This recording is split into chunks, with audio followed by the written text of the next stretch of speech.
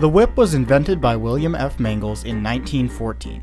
The first whip opened at Luna Park, New York, and it was a huge success. It used several rider cars with caster-style wheels attached to a cable. This cable was wound around two wooden drums at opposite ends of the ride. One of the drums is powered by an electric, gasoline, or steam motor. This pulls the cars along the track at a moderate speed.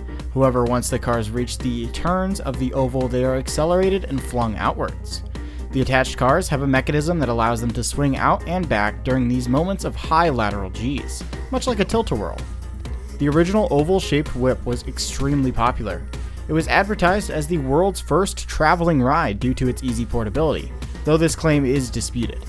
The ride could be made with 8, 10, 12, or 16 cars, depending on the desired capacity. The ride continues to be popular today, with many spin-offs of the design still in production and many originals still in operation.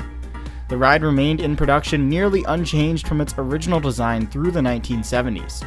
In the mid-1970s, William F. Mangles' company went bankrupt and the design for the whip was sold to Sellner Manufacturing, known for being the main producer of the Tilt-A-Whirl. Sellner briefly offered whip rides before themselves going out of business in early 2011. Now Larson International, who acquired Sellner, owns the design of the whip, but they do not offer whip rides currently. Some operating examples of original whip rides are Whip at Kennywood. This is Kennywood's oldest operating ride. It opened back in 1919 and was upgraded from 12 to 16 cars in 1926. There's also Whip at Hershey Park. Now this whip has been upgraded to new cars made either by Larson or Sellner. It's unclear when this upgrade took place. And then there's Whip at Dorney Park. This ride was originally manufactured in 1918, making this one of the oldest still operating rides in the United States. It remains nearly unchanged from its original design today, though it is in very good shape, as most parks, including Dorney, have recognized the historical value of these whip rides and are doing a really good job maintaining them. Several more whip rides do remain operating, both traveling and permanent, across all of North America and Europe, though most remaining whips are concentrated in the Northeast United States. Following the success of the whip, many different manufacturers came up with different rides based on the original concept. After World War II, many of these designs became mainstream and started appearing at parks and fairgrounds around the world. Probably the most popular competition to the whip is the Roto-Whip, sometimes called a skid or a swing mill. This took the concept of the whip and made it more compact. Instead of an oval, the cars now traversed a circle.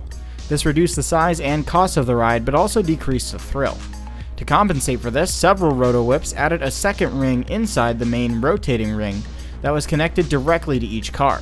This ring was off-center, so when the cars traversed a specific section of the track, they would be flung outwards, sort of like a traditional whip ride. These rides were made by several manufacturers and a lot still operate today, though the Roto-Whip is a lot more popular in Europe compared to the US.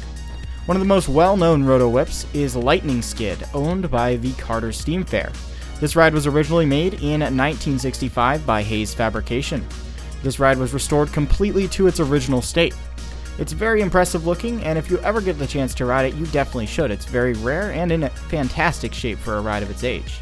While the original whip and Roto-Whip are no longer in production, and they are dwindling in numbers, the same cannot be said for the kiddie version of the ride. The William F. Mangles company introduced a kiddie version of the whip and Roto-Whip, and both have become extremely popular, with more kiddie versions of both rides operating today than normal versions. Kings Island, for example, has a kiddie whip, and Cedar Point has a kiddie Roto-Whip. ZAMPERLA Rides of Italy is the only manufacturer still selling a whip-type ride today. Named the Speedway, this is also a children's ride. It works a lot like the original kiddie whips, but the cars cannot swing out as far as they can on a Mangles kiddie whip. I have operated one of these rides, and it has its own challenges. I've operated Peanuts 500 at Cedar Point, which is one of these rides.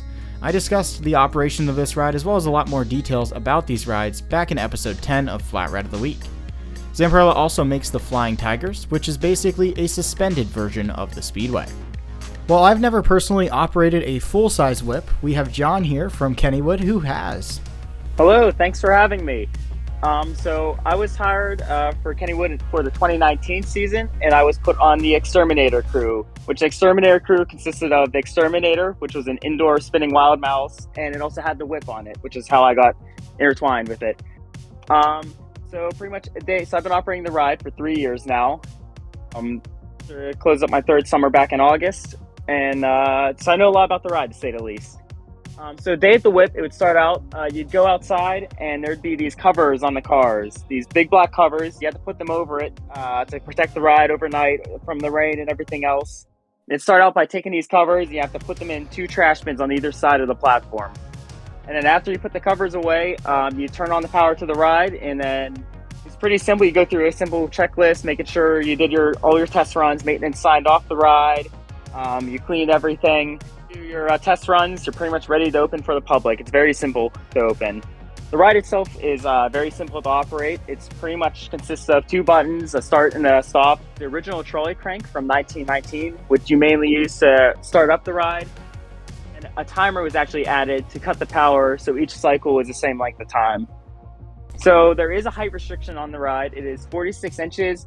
However, if you're able to walk, you can ride with a responsible adult. You only have to be 46 inches to ride alone without an adult. You could have up to 2 adults in a car, and then 3 if there's children. You can't have 3 adults in the car, though. And trust me, I've had people that tried, and I'd have to tell them to separate. So capacity on the ride, we were actually, over the 2021 season, we actually had to keep track of capacity for a month. The average capacity for the whip was around 300 people per hour. And in that hour, we usually ran around 10 cycles. Theoretically, you could fit 48 people in a ride cycle. That's if you had 2 adults and 1 kid, or just 3 people in general in every single car. But usually it was around 30 people per cycle. The restraints on the ride, extremely simple, bare bones. It's literally just a silver bar that just comes down. It doesn't lock or anything. It just stays in place. But you really don't need it to lock on this ride, because all the forces in the ride are push you back into your seat. So there's no case where you'd be pushed forward out of the ride. That just would never happen. It's physically impossible. Sort of reminds me of a tilt-a-whirl in that sense, which is a ride I'm very familiar with. So a couple annoyances with the ride. Nothing too crazy, but because it does not have a cover in Lost Kennywood, during midday, that sun just comes down onto that ride, and with that black track, all that heat just gets absorbed and just stays there. So it is extremely hot and kind of grueling in the sun middle of the day to work that ride. If you do not have water, you're definitely going to be passing out or something. I remember during my first season, I forgot my water bottle inside the exterminator. I came out there. I thought I would be fine. 5 minutes in, I was telling them to run it out. It was pretty tough. And then the other annoyance with it is I mentioned the whip covers to open the ride. Well, at the end of the day, to close the ride, you have to put those covers back on. Just those covers were just had all kinds of oil and grease on it just from the track and the ride itself. So putting them back on, your hands would just be black with grease and oil by the time you're done with it. If you had to close the ride every night, your hands would be like that. You'd have to go and clean them off for like 5 minutes, just scrubbing, which that was always annoying. But what can you do? It's an old ride. It's greasy. So to close the whip, you actually had to park it in a specific spot, because on the turntable farthest away from the exterminator, there's actually a hatch on it. So you'd have to take off the hatch, which would just be a hole to the bottom of the ground. You'd have to run the ride. So you position this hatch over a sort of lever that's actually inside, underneath the whip. You have to position it right under the hatch, but it would take you a couple times because all the momentum to stop the ride right where it needs to be. Once you get that hatch over this lever, you'd have to crank this lever underneath the ride 3 times. What that was doing was actually turning that wheel backwards to take the tension off the chain. That way, you wouldn't wear the chain away too quickly. And after that, like I said, you have to put the covers back on, lock off the power, and that'd be it for the night. Which one of the reasons I think you can't, there's a minimum height restriction. I'm just kind of inferring this, but if you had a really light kid, that car would be swinging around way more, and you'd be, with less weight, that kid would be thrown around if he was by himself, which is why you need to have parents in there. Make sure, he doesn't get thrown around too much. Yeah, that would make sense, because those cars are pretty big. I have never ridden one. I've seen plenty of them. I'm kicking myself for never riding one, because I've seen it at Kennywood and all these other PA parks so many times, but I never got and just rode one. Yeah. But that'll definitely change this next coming season. Because it is a good ride the whole family can enjoy. As you're saying, it's a tame ride, but at the same time, there is a bit of a thrill and adrenaline rush whenever you get into that whip and that car swings around. I feel like it's definitely a step above like something like a scrambler, Mm-hmm. Hey, well, sounds really interesting. Yeah. I definitely need to go and ride one. That goes for anyone else watching. If you do see a whip, they are dwindling in their numbers. So if you do find one, absolutely go for it and ride it. They seem like incredible rides, and they're getting rarer every day.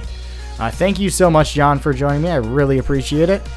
Thanks, everyone, for tuning in. Again, if we forgot anything or you'd like to mention something else, go ahead and leave it in the comments below. And we'll see you all next week. Been looking for someone who can really turn me on. Then